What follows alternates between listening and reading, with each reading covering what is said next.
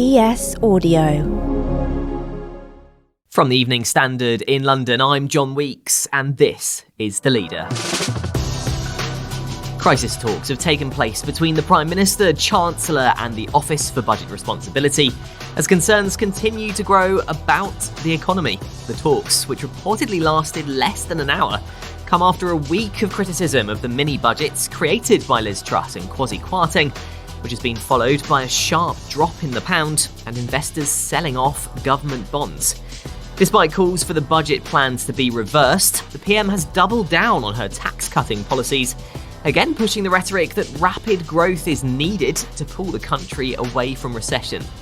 But economic experts and some Tory MPs have criticised the dichotomy between the tax cuts and the Bank of England's decision to hike interest rates, saying the two economic actions don't work together.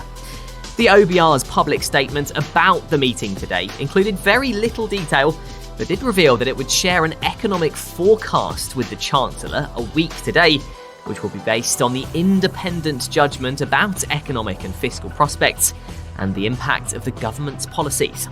So, what can we expect from this upcoming forecast? And might the Prime Minister consider changing her plans following these talks? Joining me now is the Evening Standard's economic expert, Stephen King. So, Stephen, first of all, what was the purpose of this meeting?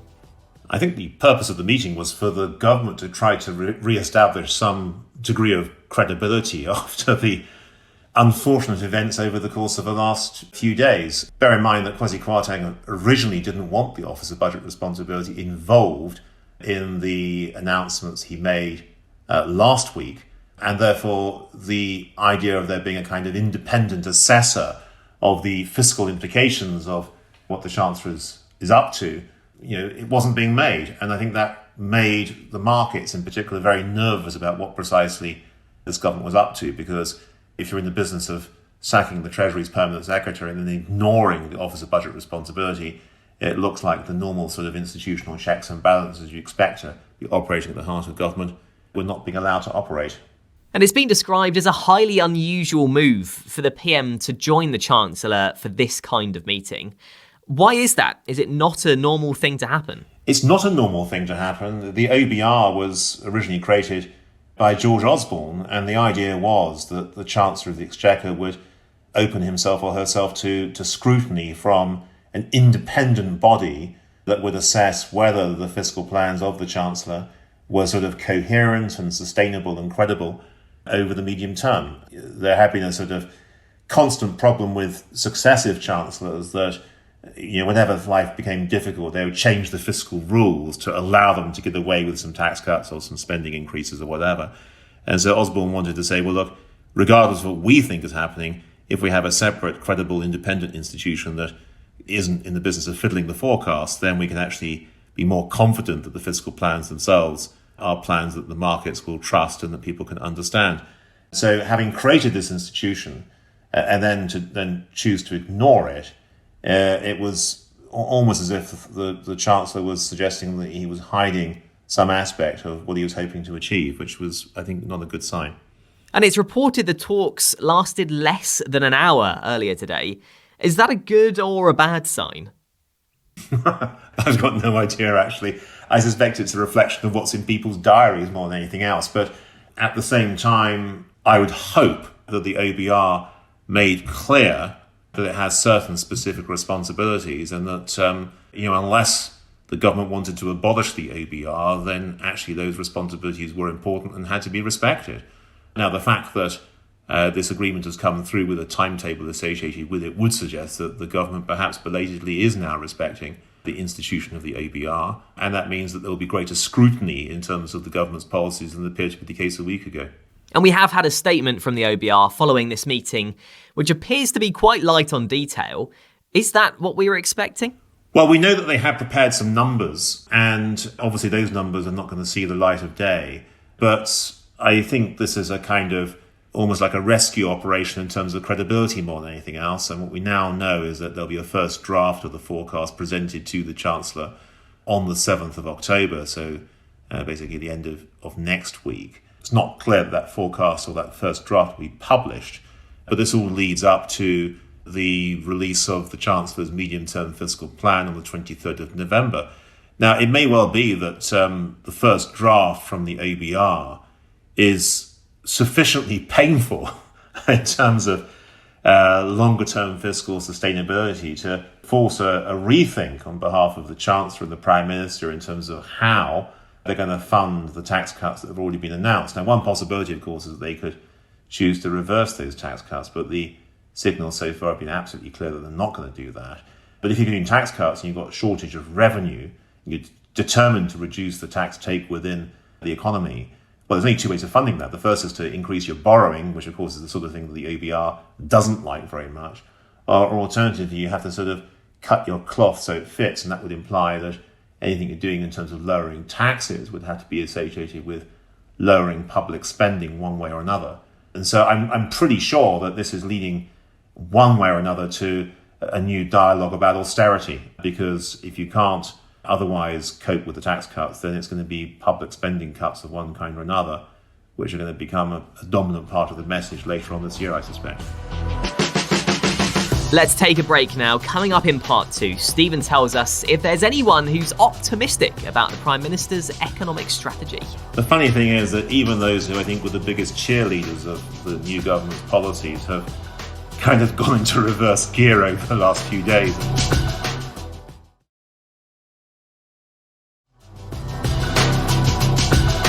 So Stephen, as you mentioned, we know this forecast will be sent to the Chancellor a week today. Do you think in the meantime we'll get any form of announcement from the Prime Minister about how these talks have gone? Well, it could happen, but I suspect now it's a case of establishing a process that wasn't there previously. So I'm not sure you need to have daily or hourly commentary on this. It's more a case of saying, look, we are committed to supporting this institution. It's an important institution, and we will open ourselves to scrutiny. That message wasn't there a week ago. It is there now, which I think is belatedly a good thing. But it's a shame it wasn't done previously. And this sort of dichotomy between fiscal policies to cut taxes and the Bank of England upping interest rates, a lot of people say the two together don't work. Do you think that there's any chance Liz Truss could, instead of U-turning on the mini-budget, actually make amendments perhaps, or delay the plans as a result of this meeting? Well, it's possible that they could make amendments here and there. It would be better in many ways if there was perhaps a clearer dialogue between the bank and the Treasury, but perhaps most importantly, that the bank should be in a position to be able to say that, if there's a fiscal decision made that is ultimately inflation, that there are consequences associated with this. There's a sort of weird technical discussion that takes place amongst economists about so-called fiscal dominance or monetary dominance. And what that basically means is either that the fiscal authorities, i.e. the Treasury, decide what they do, and the central bank, the monetary authority, accommodates that and simply goes along with what the fiscal authorities want to do, which tends to lead to inflation. Or instead, the fiscal authorities present their plans, but the monetary authority, the central bank, makes it abundantly clear that there will be monetary consequences. In other words, that interest rates will have to be higher. I think the mistake in one sense that was made was to try to advertise these tax cuts as being what economists call supply-side reforms. In other words, they're designed to improve the long-term potential of the economy, when in actual fact, in the short run at least, they're going to act to stimulate demand just at the point when inflation already is very high.